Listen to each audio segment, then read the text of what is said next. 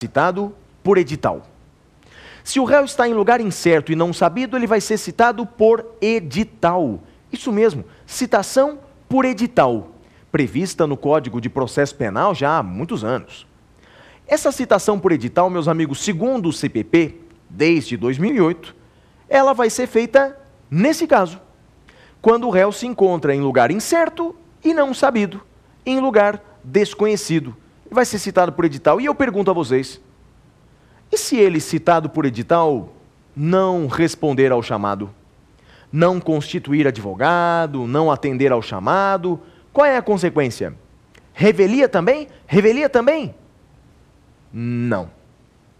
Meus amigos, se o réu é citado por edital, e não responde ao chamado, não constitui advogado, não será decretada a sua revelia. Segundo o artigo 366 do CPP, se o réu é citado por edital, não constitui defensor e não atende ao chamado, qual é a consequência segundo o artigo 366? O processo será suspenso e também será suspensa a prescrição.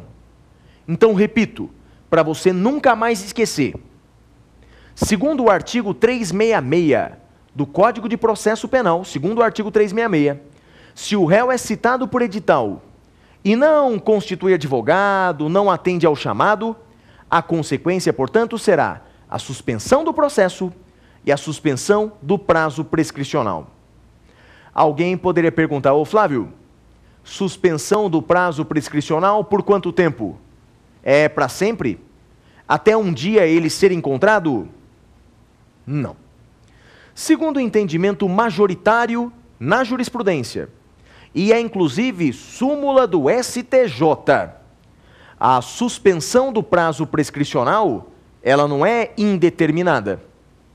O prazo prescricional ele vai ficar suspenso exatamente pelo mesmo tempo que duraria para o crime prescrever. Explico melhor.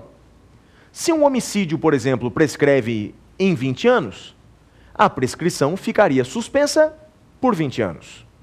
Se um furto prescreve em 8 anos, o prazo prescricional ficará suspenso por 8 anos. Esse é o raciocínio da jurisprudência francamente majoritária. Reiterando, meus amigos, se o réu então é citado por edital, não constitui defensor, não atende ao chamado, o processo deve ser suspenso, bem como deve ser suspensa a prescrição. E para terminar, terceiro e último tipo de citação, a maior novidade no processo penal, a citação com hora certa. Citação com hora certa, citação com hora marcada, com hora certa, com hora marcada. Pergunto a vocês, quando vai se dar, quando vai acontecer essa citação com hora certa, essa citação com hora marcada? Resposta: ela vai ser feita quando o réu se oculta para não ser citado pessoalmente. Se oculta para não ser citado pessoalmente, ele foge da citação pessoal. Como se diz na região onde eu nasci, no interior de São Paulo, o réu foge do oficial de justiça, que nem diabo foge da cruz. Então, numa situação como essa, percebendo o oficial de justiça que o réu está fugindo para não ser citado pessoalmente, teremos a citação com hora certa. Qual é o procedimento dessa citação com hora certa, dessa citação com hora marcada? Qual é o procedimento? Segundo o CPP, será adotado o mesmo procedimento do CPC, do Código de Processo Civil, o mesmo procedimento do CPC. Ou seja, segundo o CPC, o réu será procurado por 3 vezes pelo oficial de justiça, verificando-se que ele está se ocultando para não ser citado pessoalmente, o oficial de justiça marca dia e hora para fazer essa citação. Isso mesmo, marca dia e hora. Chegando nesse dia e nessa hora marcada, se o réu lá não estiver, o oficial de justiça vai citar algum parente ou um vizinho. Cita algum parente ou vizinho. Essa, portanto, é a citação com hora certa. Mesmo procedimento do CPC.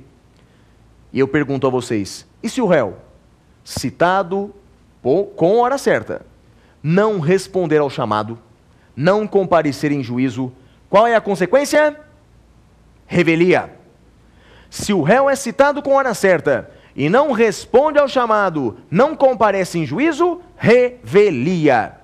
É o que diz o Código de Processo Penal. Esse é o objetivo do CPP, ou seja, o processo segue adiante sem a sua presença, mas, óbvio, o juiz nomeia um defensor para acompanhar aquele processo, já que ninguém pode ser processado sem advogado. Então, se ele é citado com hora certa e não atende ao chamado, revelia. O processo segue adiante sem sua presença. Existem alguns autores que acham que isso é inconstitucional, mas são minoria na doutrina brasileira e até o momento não houve nenhuma declaração de inconstitucionalidade dessa regra. Portanto, para o exame do OAB e para concursos públicos, guardemos isso que eu acabo de lhe transmitir. Assim, meu caro amigo, minha cara amiga, falamos sobre a citação no processo penal e as suas 3 modalidades: a citação pessoal, a citação por edital e a citação com hora certa. Então, meus amigos, vamos verificar agora nesse instante o que os alunos de todo o Brasil, o que os telespectadores da TV Justiça têm para nos perguntar sobre citação? Vamos ao segundo bloco do programa de hoje, o bloco denominado Pergunte ao Professor.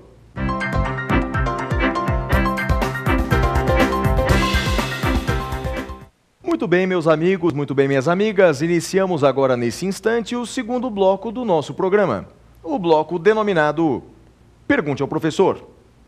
Como você sabe, nesse bloco, alunos de todo o Brasil, telespectadores de todo o Brasil podem mandar as suas indagações e eu as responderei no programa de hoje.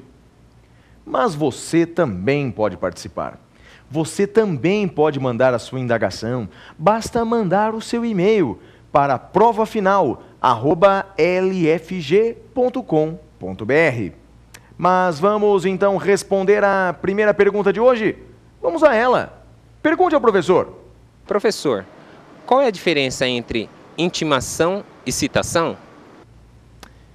Boa pergunta, meu caro amigo telespectador. É diferente citação de intimação.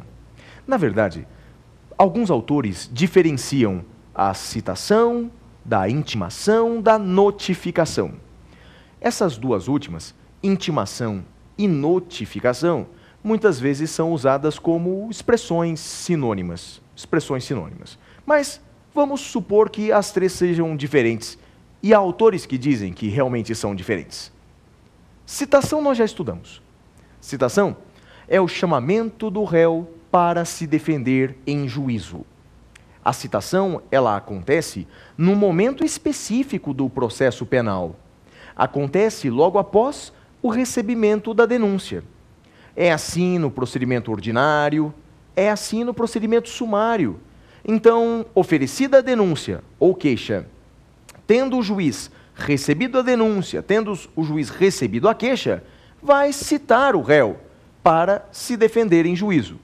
Então, citação é esse ato que acontece, portanto, após o recebimento da denúncia ou queixa e que consiste no chamamento do réu para se defender em juízo.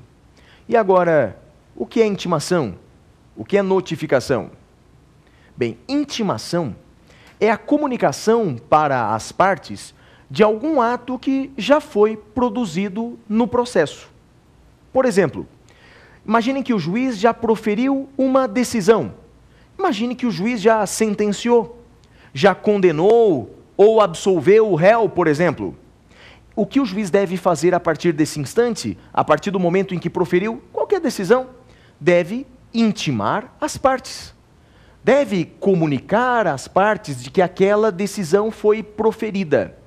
Portanto, intimação é a comunicação de um ato que já foi realizado no curso do processo. E a notificação? Bem, eu lhes disse que alguns autores acham que intimação e notificação são expressões sinônimas. Mas, para aqueles que acham que são expressões diferentes, notificação é a comunicação